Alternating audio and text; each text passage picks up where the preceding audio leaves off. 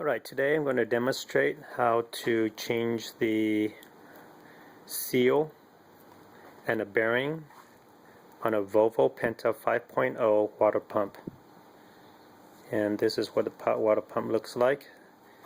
The reason I'm doing this video because I owed a lot to the forums on YouTube. This is my first posting, so bear with me. I'm going to try to do this one-handed as I'm holding the camera. First, I want to go over the tools that you'll need.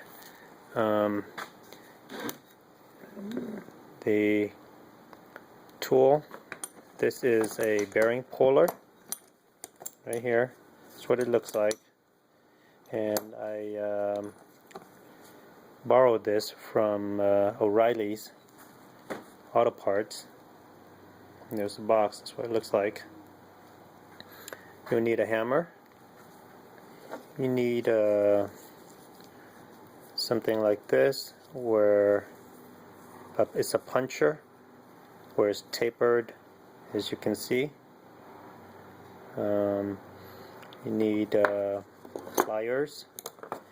You need this specialty plier that I got from my father-in-law. It's the best thing he's ever given me. This is to take off the C-clip. You'll need something with a hook like that in there to take off a spring that holds the seal in place. You need a set of socket and also something like this, super penetrating freeze off to loosen to make it easier to take off some bolts. So those are some of the tools that you'll need. When I looked at this pump, I thought it was going to be impossible to do because it was quite rusted. But to find out, it was fairly simple. I'm doing this video because I'm upset with Volvo that after all these years they still manufacture a piece of crap that the seal leaks every couple of years. And I was told by the dealer that it's not replaceable, or the bearing and the seal is not replaceable, and you have to buy the whole unit for about $300 to $400. So I'm pissed off, and I'm going to do this job and show everybody how to do it. I want to thank the people on eBay. I'll have the names at the end of this video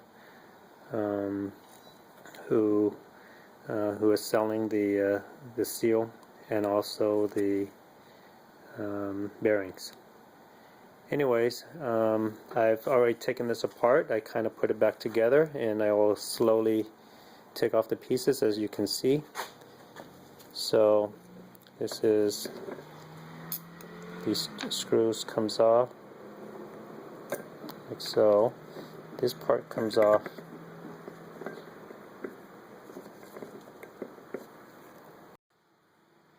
okay. So this housing comes off. It's where the water hose goes in, and when and what sits in here is the impeller, which I took off already. You might want to replace that. So in this shaft here you have the seal, and this is what goes bad. When the seal goes bad, water starts dripping out of the hole right here, and that's an indication that the seal is going bad, and if you don't repair it immediately, it may and it will leak into your bearings and destroy the bearings. To take the seal off, what it is, this spring sits inside to hold the seal. So I will put the seal back in. Actually, I'm going to put down my camera. Well, it was too difficult for me to put the spring back underneath this lip right here where the spring sits to hold that seal in place. So to take off this seal, use something has a pointed end like this. That's the tool I'm using. and stick it right inside this lip right here. As you can see, this lip. Underneath it, you're going to destroy the seal, which is okay. You need to get rid of it anyways. And you pry out the spring that's going to sit underneath. Okay. So just imagine that spring sits underneath. You cannot see the spring unless you stick something underneath and pry it up. Okay, anyhow, that's the way it goes. So this comes off, and then this seal here will come off, and you can just, like I said, you can destroy the seal if you want to.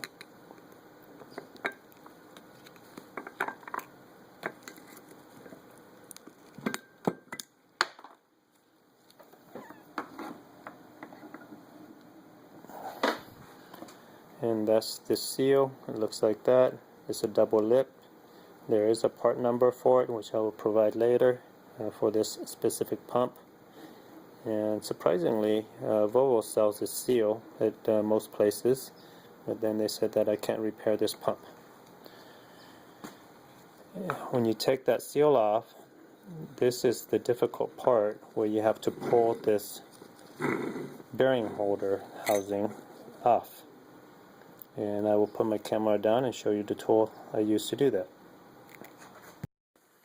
Okay, to continue on, this is what the setup looks like. I am using some long screws here to bolt it down, screw it in onto the table, so this water pump will not move when I try to take it off. My setup here with this clamp is to take off the bearing. You have to imagine that this bearing housing here sits flush all the way down. This is a bearing that I had pulled already. I don't want to put it back yet, but that's what you're going to use. Ignore this for now. This C-clip ring here, it just fell in there. Okay, it's part of the housing to hold the bearing in. Anyhow, this is the setup. Okay, what you want to do is use a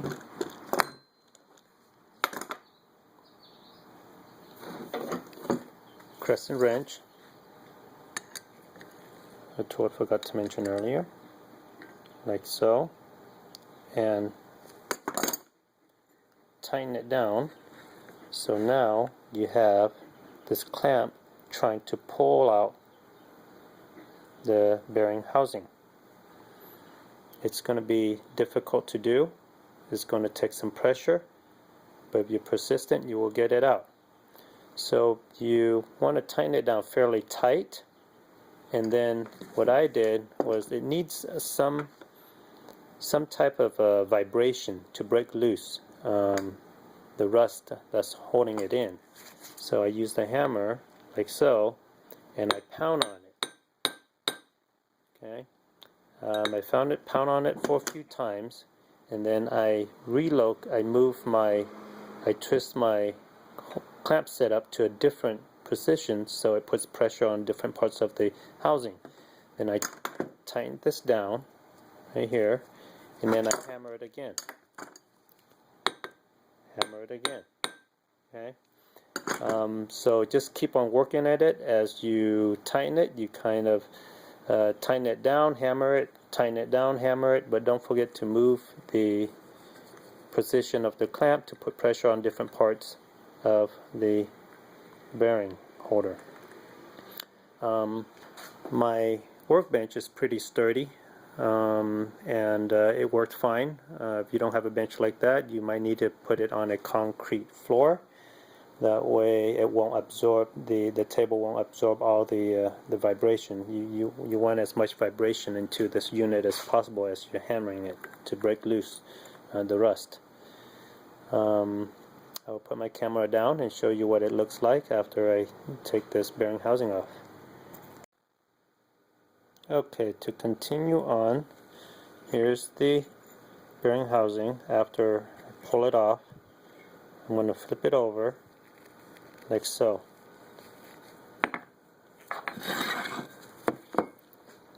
You would have to imagine this bearing sits in this housing flush. I don't want to pound it back in because I don't want to take it back out again. Okay? So imagine that flat surface sits flush in there, and what is holding that bearing in, what's holding the bearing in is the C-clip right here. So you would have to take the C-clip off first and then take this bearing off like so, and that exposes the housing, the empty housing. Okay, so again, this sits in there, C-clip sits in there, and that's when I would use my great tool here that my father-in-law gave me. It's one of these guys.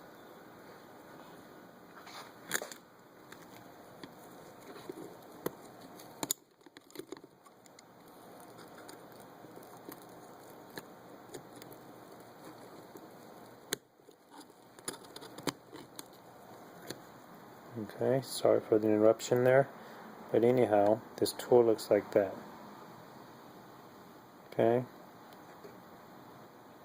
and I'm sure you can borrow this from the auto store.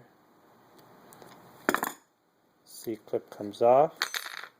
The tough part is getting this bearing off. It took me a while to take it off, but I found a way to do it. What you have on this housing are some holes. That hole there, 1, 2, 3. Okay, so that hole allows me to put a tool in there, wedge it in there, and loosen up that bearing. What I'm doing with how I'm doing it is using this tool here. Okay, it's a puncher. I put my puncher down inside that hole there, which sits beneath the bearing. I pound on it, and it kind of loosens up a little bit on one side. I rotate this housing like so. Put my tool inside the hole there. I do the same, pound it, loosen it up, and then do it again on the third hole right here. Pound it in there and loosen it up. Okay, you can only loosen it up, but you cannot take it, the whole bearing apart, using this method, but at least it loosens it, which allows me to take off the bearing. Okay. This bearing sits very tight in there, so work at it evenly throughout. Tap on it. I had a hard time taking this bearing off because I didn't have the right tool for it. So when you go rent, borrow, buy your tool, make sure you buy a tool that looks something like this. Okay? Unfortunately, I have this tool, but it didn't fit. But if you would imagine that it pulls the bearing from the inside. Okay? So, as you can see, I'm going to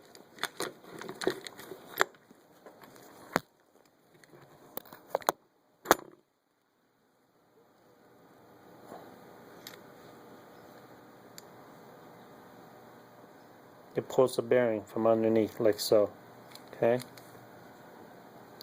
you see how it has those anchor points? Make sure those anchor points are not long like mine. That's why mine didn't fit. Make sure it's kind of flat like this guy. It's flat here and not long, extended long, like that. Otherwise it wouldn't work. So I was too lazy to go rent the tool. I had my creative ways of doing it, and I used 2 Allen wrench. I'll show you. This is my Allen wrench. This is my Allen wrench set up like so. Okay. So to pull this bearing out, I cannot simply just put my Allen wrench in this way and pull it out because I have no force to pull it out. So instead of pulling it out, I'm going to knock it out from the other side using the same method. So I'm going to flip this over. I'm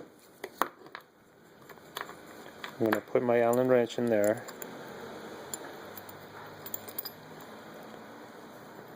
Okay, so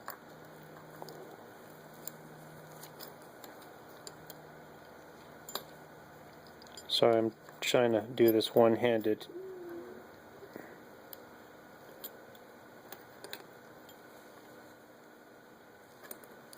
Okay, so if you imagine the 2 Allen wrenches sit inside, spread out in what looks like a T, then you can pound on this end with a hammer to get it out.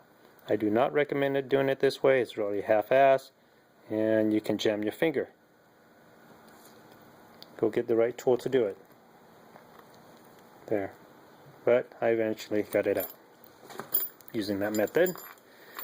But to get all these parts out, I have sprayed some freeze-off a couple of hours earlier to spray the crap out of everything, wherever you can get the liquid in there, and that would come out. So that's pretty much it for taking the whole unit apart. Now putting it back together shouldn't be that hard. So for those who said that it's not possible to replace the bearing and the seal, they are wrong. It is doable for those who has a little bit of mechanical skill. If you are an amateur, I do not recommend doing it. But on the other hand, it's a good way to play with it and play around, because you're throwing this pump out anyways. So you can give it an attempt. If you can take it out, then you can buy the parts online from eBay, and I will get that information to you in a little bit. Anyhow, so to reassemble, reverse the process, clean it out. Here's the bearing housing. Bearing goes inside. C-clip goes there, in there like so. Take this, flip it over, in there, pound it into that shaft there evenly, and then the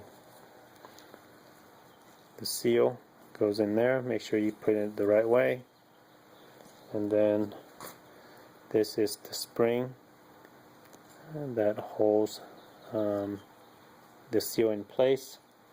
And after that, you have your cover here. I think there's an O-ring that goes in there also. I don't have the O-ring here, like so, and just set. Alright, if you like the video, just send me an email. Let me know. If you need any assistance, just send me an email, see what I can do. Like I said, I'm doing this video because I don't see any good posting anywhere or people show you how to do this, and everybody's forking out $400 every couple of years for this pump. Good day. What I'm going to show you here are some still photos of the parts. As you can see, it started out with being pretty dirty with some rust in there. This pump's been sitting around for 3 years. The This is the first pump I replaced. The one I have right now is starting to leak, and I just don't want to buy another one. So there's the housing for the impeller. That's how the bearing looks like when it's not clean yet. And even with that condition, I was still able to get it out. There's the other side of the bearing, the C-clip. There is the, I don't know what that number is.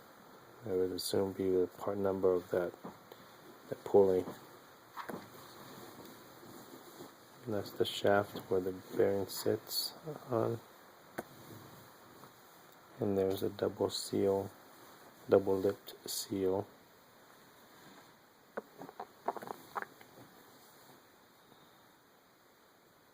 That's the bearing in the housing. And there's the spring that holds the rubber seal. This is the hole where the water comes out. They call it the weeping hole. I don't know why there are 3 of them. As you can see, there are the other 2 holes.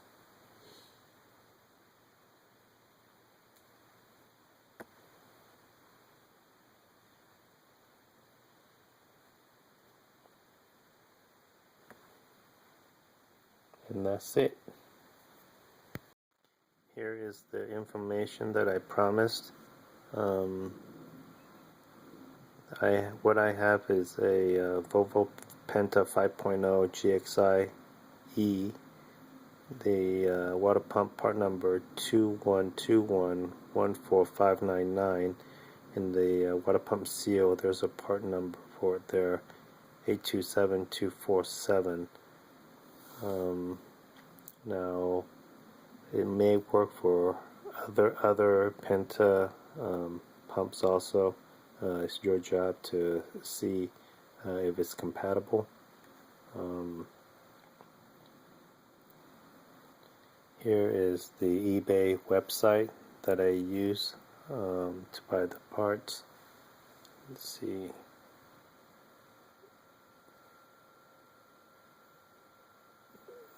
This is a bearing and a seal. Looks like that. Here's the seller information. 350JR. And he has helped me, reassuring that it is possible to take off that bearing. And here's the image of what they're selling. Now he sells other kits too, including the bearings and the impeller and the O-ring. Anyhow, that's all the information you need.